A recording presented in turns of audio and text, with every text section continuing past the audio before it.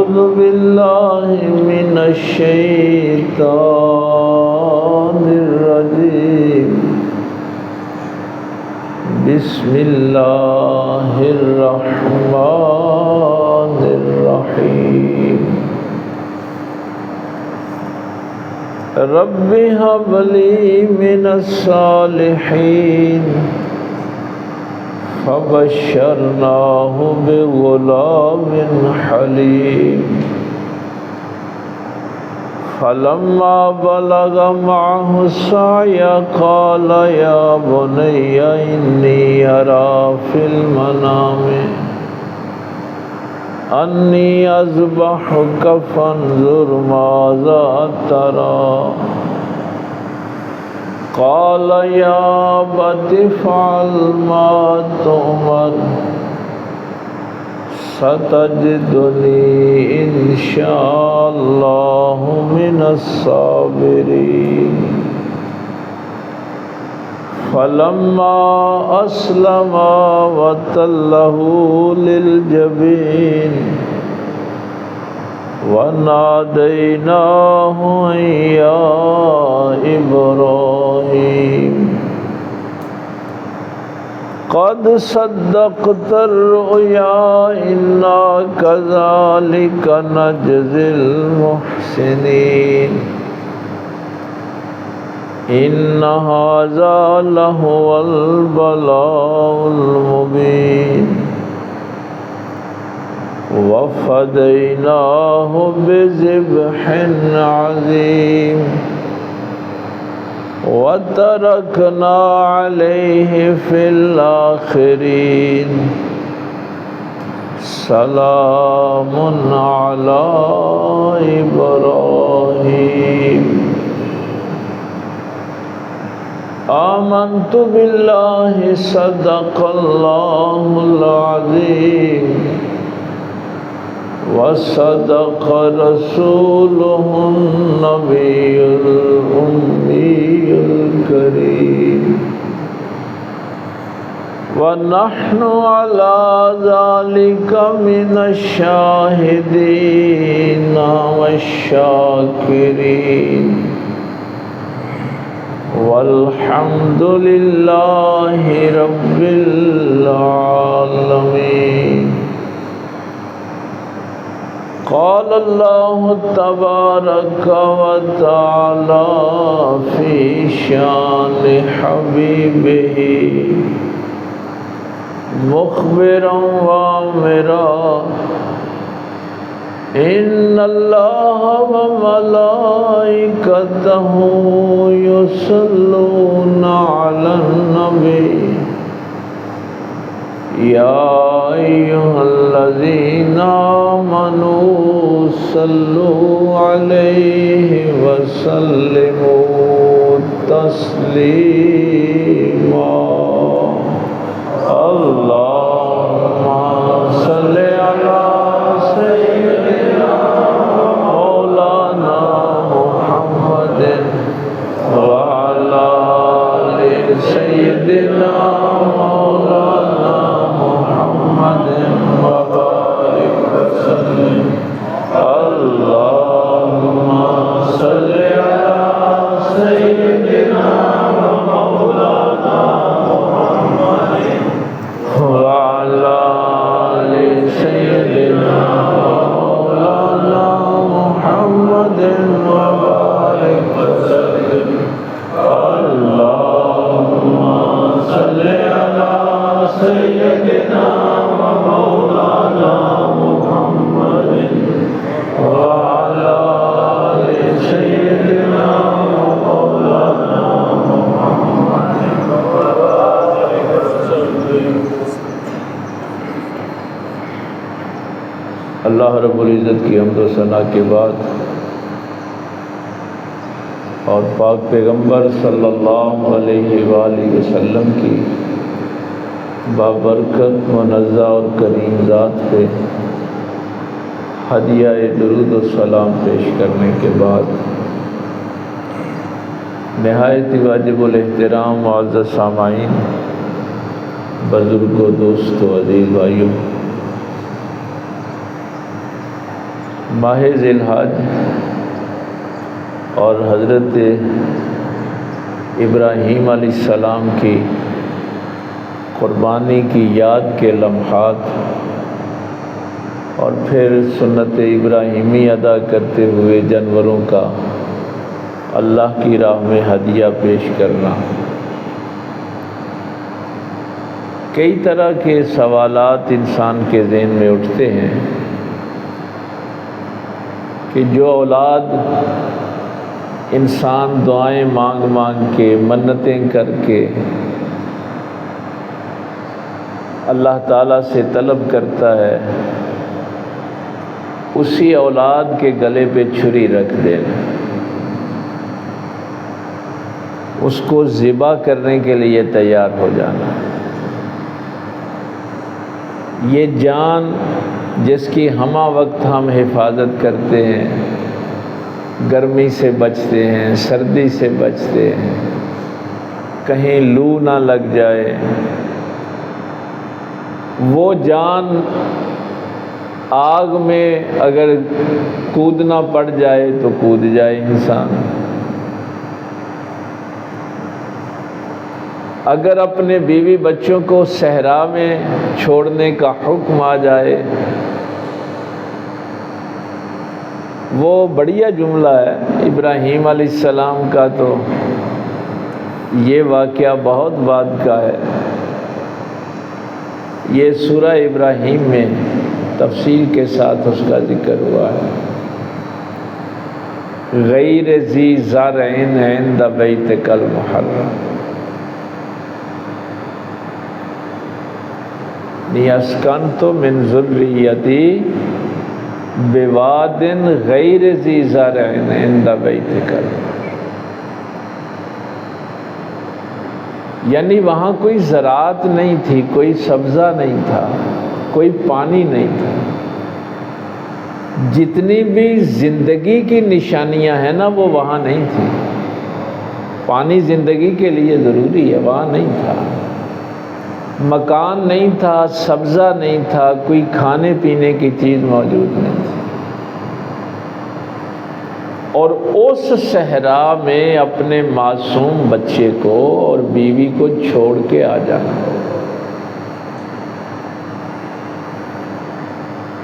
وہ جو پچھلے جمعے میں نے آپ سے کہا تھا نا کہ یہ عقل کا کام نہیں ہے، عقل تو 100 طرح کے سوالات اٹھائے گی۔ اللہ غنی۔ اور پھر اس بی بی کا یہ جملہ کہ جب رخصت ہوتے وقت پوچھا کہ ابراہیم ہمیں یہاں، یہ تو قرآن کے الفاظ ہیں نا جو میں نے آپ کو ادا کیے، کہ یہاں چھوڑ کے جا رہے ہو، یہاں سبزہ نہیں ہے، کھیت نہیں ہے، کوئی سایہ دار درخت نہیں ہے، کوئی پانی کا بندوبست نہیں ہے، تو کس کے حوالے کر کے جا رہے ہیں، کس کے سہارے چھوڑ کے جا رہے ہیں؟ تو ابراہیم علیہ السلام نے صرف ایک لفظ ادا کیا تھا، اللہ۔ عید والے دن میں نے آپ سے کہا تھا نا کہ خلیل کا معنی ہے دنیا کی کوئی محبت جس کی دوستی میں خلل نہ ڈال سکے، نہ بیوی کی محبت، نہ بیٹے کی محبت، نہ وطن کی محبت، نہ جان کی محبت، کوئی محبت بھی خلل نہ ڈال سکے۔ یہ وہ عشق کی داستان ہے جو قرآن کریم لکھ رہا ہے، اللہ سے محبت کی داستان قرآن لکھ رہا ہے۔ اللہ۔ تو سیدہ ہاجرہ کیا فرماتی ہیں؟ سیدہ ہاجرہ فرماتی ہیں کہ اگر دنیا کی ساری آسائشیں وہاں ہوتی، بہترین مکان ہوتا، نوکر چاکر ہوتے، پانی کی سبیلیں ہوتی، غلام ہوتے، یعنی دنیا کی جو بھی آسائشیں ممکن ہیں، زندگی کی ساری آسائشیں وہاں موجود ہوتی، تو شاید مجھے وہ اطمینان نصیب نہ ہوتا جتنا اطمینان لفظ اللہ میں محسوس ہوا۔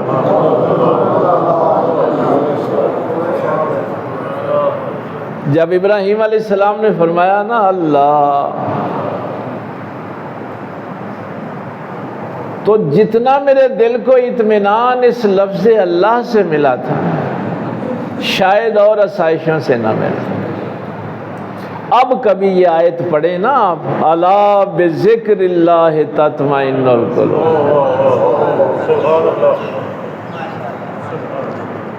ہیں؟ اب کبھی اس آیت کو پڑھنا تو پھر اور ہی ذوق سے پڑھنا۔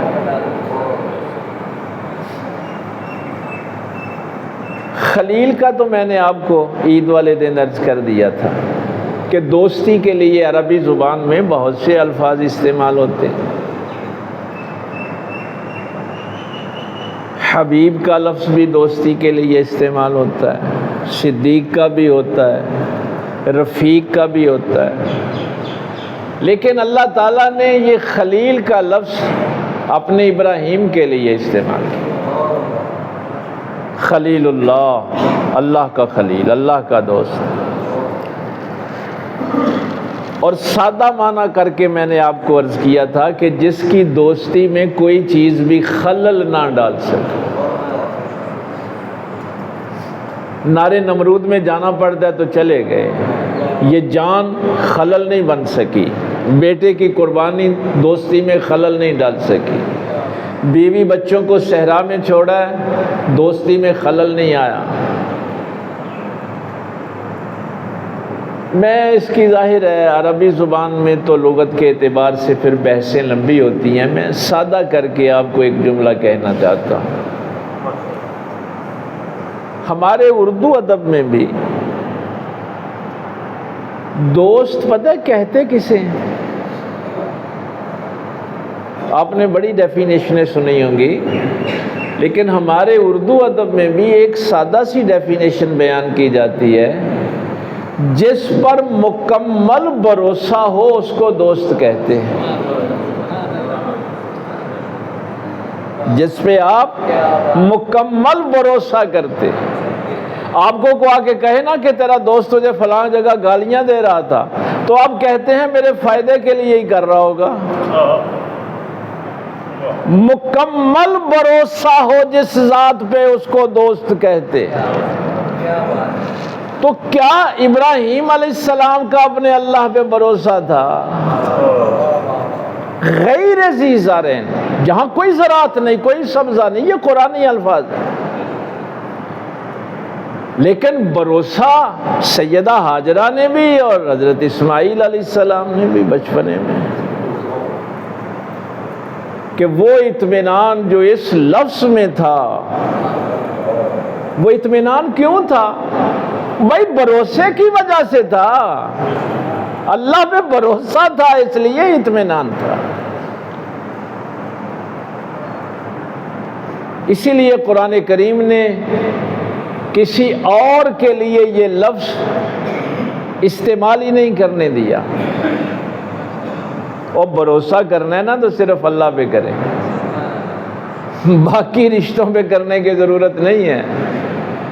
بلکہ قرآن کریم نے یہ جو تنبیہ کے طور پہ بات کی، الاخلاء، وہی لفظ خلیل، الاخلاء یومئذ بعضهم لبعض عدو الا المتقین۔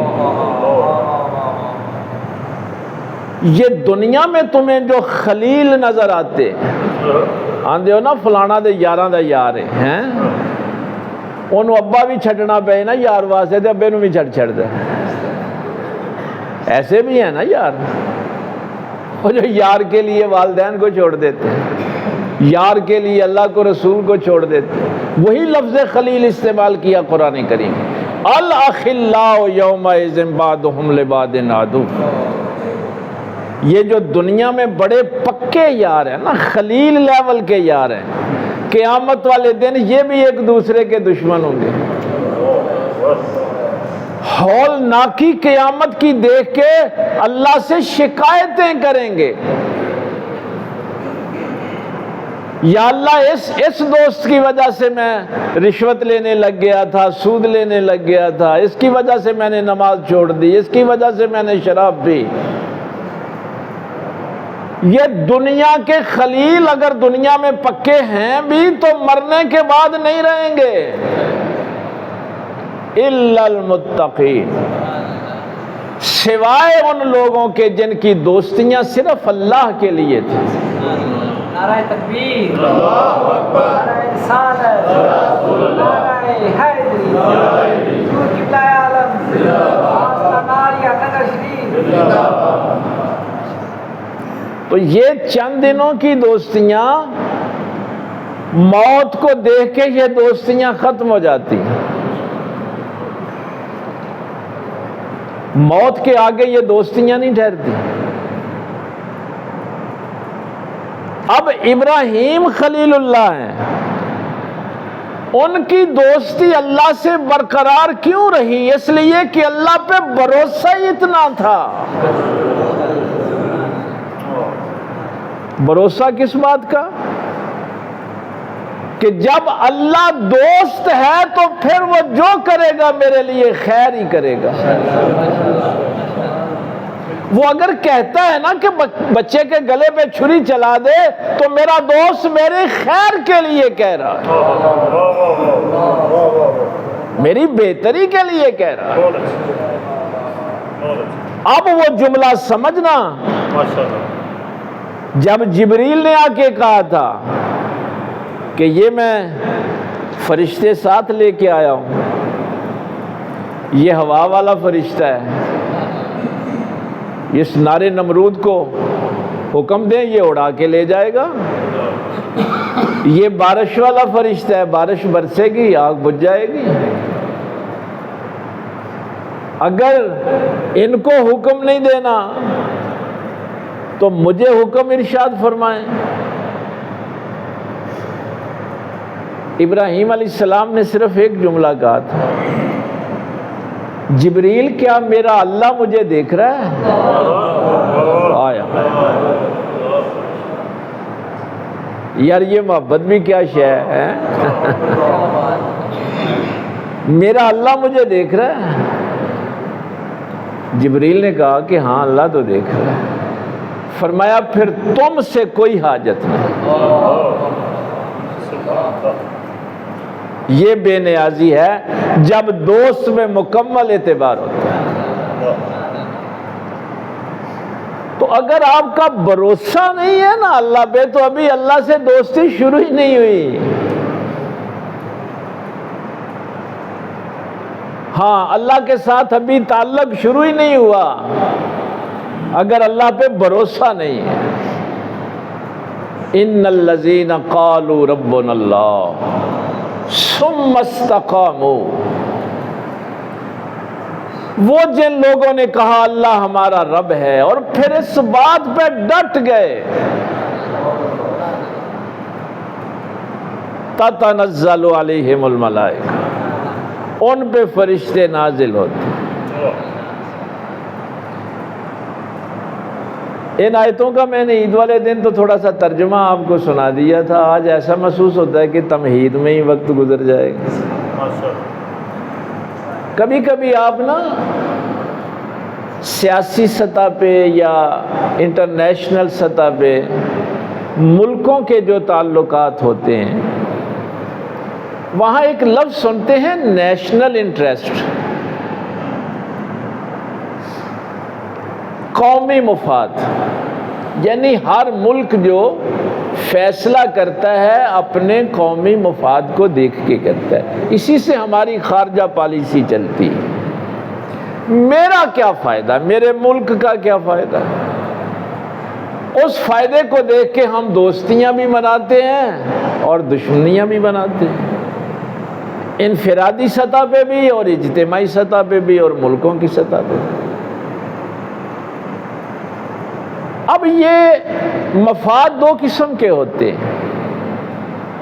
آج میں ابتدائیہ اس کا عرض کر دیتا ہوں، ظاہر ہے تفصیلاً تو پھر اس پہ بعد میں بات ہوگی. یہ جو قومی مفاد ہوتا ہے نا یا ذاتی مفاد ہوتا ہے، یہ دو قسم کا ہوتا ہے.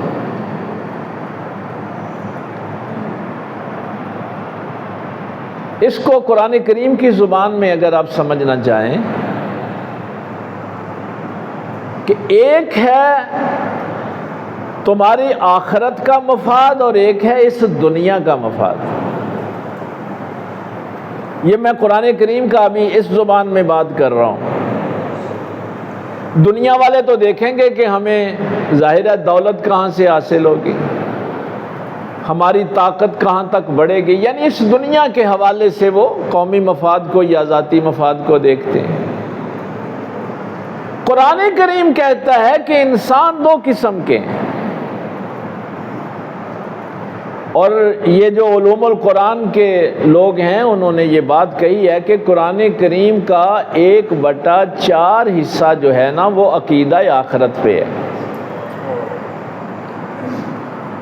1/4 حصہ جو قرآن ہے نا وہ عقیدہ آخرت پہ ہے.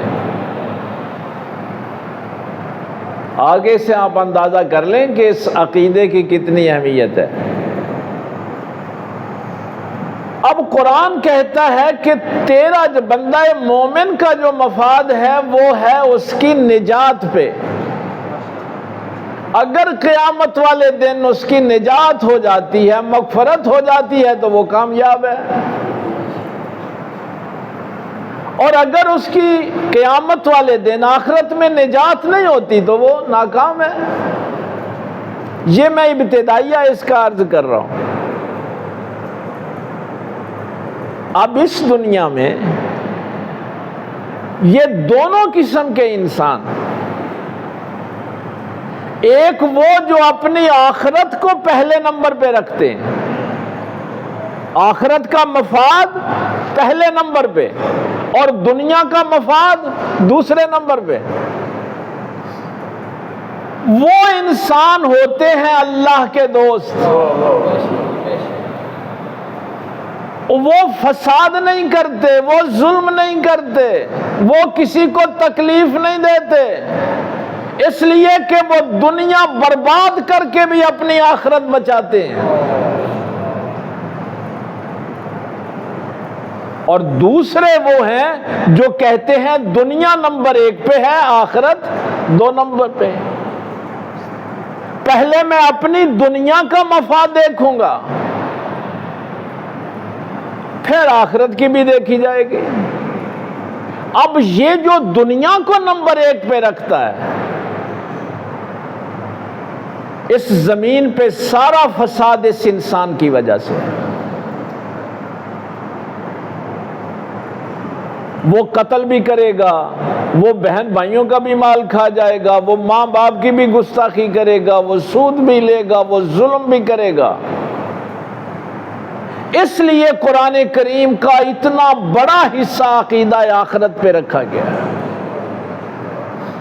کہ زندگی میں کبھی بھی دنیا بنانے کے لیے اپنی آخرت برباد نہ کرنا. تو اب یہ سوچ انفرادی سطح پہ بھی ہوتی ہے اور اجتماعی سطح پہ بھی ہوتی ہے. اس کی میں ایک مثال آپ کو دوں تو آپ حیران ہوں گے. میرے پاک پیغمبر صلی اللہ علیہ وسلم کا وصال ہوا، اس دنیا سے رخصت ہوئے، تو بہت سے عرب قبائل جو تھے وہ مرتد ہو گئے. انہوں نے جنہوں نے کلمہ پڑھا ہوا تھا نا پہلے، وہ سارے دین کو چھوڑ گئے. انہوں نے کہا یہ تو ہم فتح مکہ والے دن مجبوراً مسلمان ہوئے تھے. یہ میں چھوٹا سا ایک سینیریو آپ کے سامنے رکھ رہا ہوں. ایک یہ بغاوت شروع ہو گئی کہ فتح مکہ والے دن جو مسلمان ہوئے تھے ان میں سے اکثر قبائل جو ہیں وہ مرتد ہو گئے، وہ پھر کافر ہو گئے.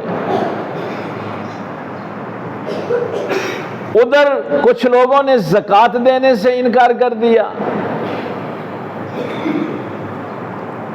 ادھر مسلمہ کذاب نے اعلان نبوت کر دیا۔ اس ماحول میں حضرت ابو بکر صدیق رضی اللہ تعالی عنہ نے خلافت سنبھالی۔ میں ایک ملک کے جو ذاتی مفاد ہوتے ہیں نا، میں اس کی بات کر رہا ہوں، نیشنل انٹرسٹ کی بات کر رہا ہوں کہ ملکی سطح پہ بھی نیشنل انٹرسٹ کیا ہوتے ہیں۔ ایک اسلامک اسٹیٹ کے کیا ہوتے ہیں اور ایک غیر اسلامی اسٹیٹ کے کیا ہوتے ہیں، اسی طرح ایک گھر کے، ایک فرد کے۔ اب مشورہ دیا گیا کہ اگر آپ یہ لشکر لے کے مسلمہ کذاب کی سرکوبی کے لیے چلے جائیں گے تو پیچھے سے یہ جو مرتد ہوئے ہیں قبائل وہ مدینے پہ حملہ کر دیں گے، اسٹیٹ کو خطرہ ہے۔ ادھر سے یہ مانعین زکوٰۃ جو ہیں وہ حملہ کر دیں گے۔ ابھی اسٹیٹ اتنی مضبوط نہیں ہے کہ ہر جگہ لڑ سکے۔ تو حضرت ابو بکر صدیق رضی اللہ تعالیٰ عنہ خچر پہ بیٹھے، آپ نے فرمایا کہ میں اکیلا ہی پھر چلا جاتا ہوں، اگر میرے نبی کی ختم نبوت پہ ہی حرف آ جائے تو ہم نے اس ملک کو کرنا کیا ہے۔ اب پتہ چلا کہ اسلامی اسٹیٹ کا نیشنل انٹرسٹ کیا ہوتا ہے۔ اگر آپ اپنے نظریات نہیں بچا سکے تو آپ کا کوئی نیشنل انٹرسٹ نہیں ہے، ایک گھر کی سطح پہ بھی، ایک فرد کی سطح پہ بھی، ایک ادارے کی سطح پہ بھی۔ تو یہ مثال قرآن کریم جو دے رہا ہے، آج کے دور میں بھی جب ہم غزوہ احزاب پڑھ رہے تھے، یہ پچھلے مہینے کے جو ہمارے خطبات ہیں، تو کئی جگہوں پہ ظاہر ہے مجھے جانے کا موقع ملتا ہے تو وہ کہتے ہیں کہ ایران والے کتنے بے وقوف ہیں، اسرائیل سے صلح کر لیں، یہ جو ان کے منجمد اثاثے ہیں وہ ڈالر مل جائیں گے، ان کی زندگی آسان ہو جائے گی۔ آسائشیں زندگی کی، یہ جو علی خامنائی کو 2 کمرے کے فلیٹ میں رہنا پڑتا ہے، علی لاری جانی کو 1 کمرے میں رہنا پڑتا ہے، وہ بھی آسائش کی زندگی گزاریں، اپنی قوم کے لیے آسائشیں فراہم ہوں گی، ان کو تیل بیچیں، دنیا کے ساتھ مل کے چلیں۔ کیا اسرائیل کو ہی تسلیم کرنا ہے نا؟ جن قوموں کے نیشنل انٹرسٹ نظریاتی ہوتے ہیں وہ اس دنیا کے نظریات پہ فیصلے نہیں کرتے۔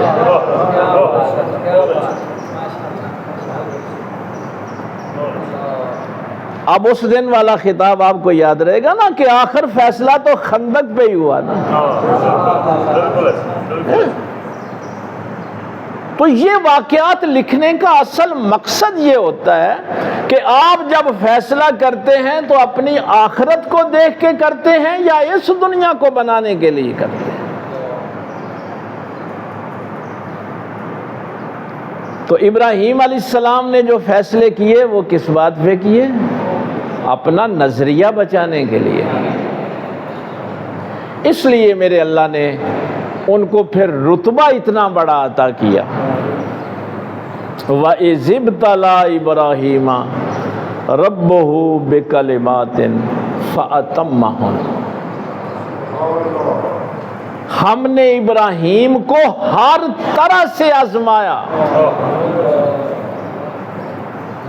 یہ تصور کریں ذرا، ہر طرح سے آزمایا۔ فَأَتَمَّهُنَّ، اور وہ ہر آزمائش میں کامیاب ہو۔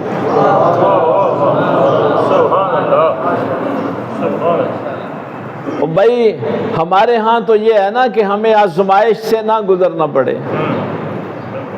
وہ جو اس وقت بھی میں نے کہا تھا کہ کئی بچے بڑے بے چین ہو جاتے ہیں، پھر پوچھتے ہیں اٹھ کے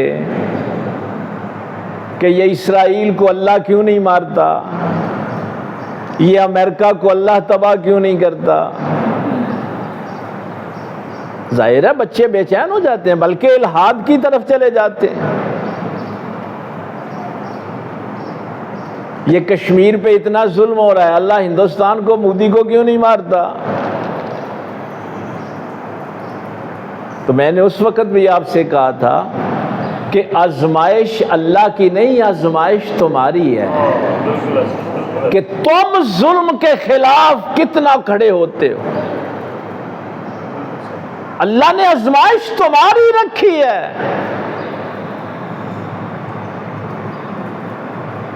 یہ ہاں، اللہ نے تو پھر اپنے وقت پہ کرنا ہی کرنا ہے۔ اللہ نے تو فرعون کو بھی مار دیا، نمرود کو بھی مار دیا۔ تمہارے یہاں کے بڑے بڑے فرعون دیکھو کیسے پڑے ہیں قبروں میں، وہ تو پھر جب فیصلے کی گھڑی آئے گی آ جائے گی۔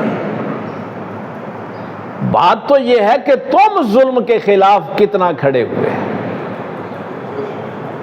کسی نے سوچا تھا؟ یقین جانی آپ انٹرنیشنل میڈیا کو کبھی دیکھیں، ماہرین کو دیکھیں، وہ کہتے ہیں کہ سب انالیسس کرنے والے یہ کہہ رہے تھے کہ ایران 2 دن نہیں نکال سکے گا، اتنی بڑی ٹیکنالوجی کا سامنا ہی نہیں کر سکے گا۔ لیکن جب اللہ پہ واقعی پوری قوم نے متحد ہو کے بھروسہ کیا، اس دور میں بھی اللہ تعالیٰ نے آپ کو دکھا دیا کہ بحیثیت قوم وہ مائیں اپنے چھوٹے چھوٹے بچے لے کے آ گئیں بھائی۔ ہم نے نہیں امریکہ کو سجدہ کرنا، اپنے نظریات کی حفاظت کرنی ہے۔ پابندیاں لگ جائیں گی، گندم نہیں آئے گی، روٹی کہاں سے کھاؤ گے؟ میں تو ایرانی قوم پہ، انہوں نے کہا ہم روزے رکھ لیں گے، نہیں کھائیں گے روٹی، کیا ہو گیا؟ تو اللہ فرماتا ہے کہ ابراہیم بھی ہر امتحان میں کامیاب ہو۔ قال انی جاعلک للناس اماما، تو پھر ہم نے ابراہیم سے کہا کہ ہم نے تجھے انسانوں کا امام بنا دیا۔ نعرہ تکبیر، نعرہ رسالت، نعرہ حیدری، نور قبلہ عالم، آستان عالیہ نگر شریف۔ اب سمجھ لگی کہ امامت کن کو عطا ہوتی ہے؟ جو اپنے آپ کو آزمائش میں ڈالتے ہیں اور پھر اپنے اللہ پہ بھروسہ کرتے ہیں۔ اسی لیے میں شاید پہلے بھی کسی موقع پہ کہا تھا، اللہ نے یہ نہیں کہا کہ میرا دوست جن واہ وڈی جی پگ بننی ہوئے گی وہ میرا یار ہے، جڑا آکھے گا کہ میں کو واہ رات نو 2000 نفل پڑھنا وا میرا یار ہے واہ۔ الا ان اولیاء اللہ لا خوف علیہم ولا هم یحزنون۔ اللہ نے فرمایا اللہ کا دوست تو وہ ہے جس کو کسی کا خوف ہی نہیں ہوتا۔ ہمارے ایک اسلام آباد کے شاعر ہیں، وہ ہماری یہ جو اردو ادب کی وہاں پہ تنظیم ہے اس کے بھی پریزیڈنٹ رہے ہیں، وہ ایک جملہ کہا کرتے تھے، حسین تم نہیں رہے تیرا گھر نہیں رہا، حسین تم نہیں، یہ شہادت کے بعد کے وہ جملے کہا کرتے تھے، حسین تم نہیں رہے تمہارا گھر نہیں رہا، مگر تیرے بعد ظالم کا ڈر نہیں رہا۔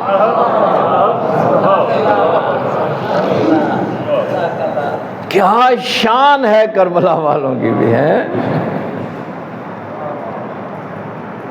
اس لیے بھائی فیصلے زندگی کے اگر کرنے ہیں، اپنی آخرت پہلے نمبر پہ رکھنی ہے یا دنیا پہلے نمبر پہ رکھنی ہے؟ تو میرے پاک پیغمبر صلی اللہ علیہ وسلم نے فرمایا تھا کہ اس سے بڑا بدبخت انسان تو ہے ہی کوئی نہیں نا، جو دوسروں کی دنیا بنانے کے لیے اپنی آخرت برباد کر لے۔ یا رسول اللہ صلی اللہ علیہ وسلم یہ دوسروں کی دنیا کیا ہے؟ فرمایا یہی کہتا ہے نا میری اولاد دا کچھ بن جائے، اس کے لیے حرام کماتا ہے نا، پھر وہی اولاد گھروں کٹ دیندی ہے، وہی اولاد قتل کر دیتی ہے، وہی اولاد آندی چل وہی سارا سامان دے سانو۔ کبھی بھی اپنی آخرت کو برباد نہیں کرنا۔ تو یہ قصے کہانیاں نہیں ہوتے کہ آپ نے یہ قرآن کریم ابراہیم علیہ السلام کا ایک قصہ پڑھ لیا، نہیں، اس کے مطابق زندگی بسر کرنی ہے تاکہ ہم قیامت والے دن سرخرو ہو سکیں، نجات پا سکیں۔ اس لیے یہ سارا کام ہوتا ہے۔ اللہ تعالیٰ عمل کی توفیق دے۔ وآخر دعوانا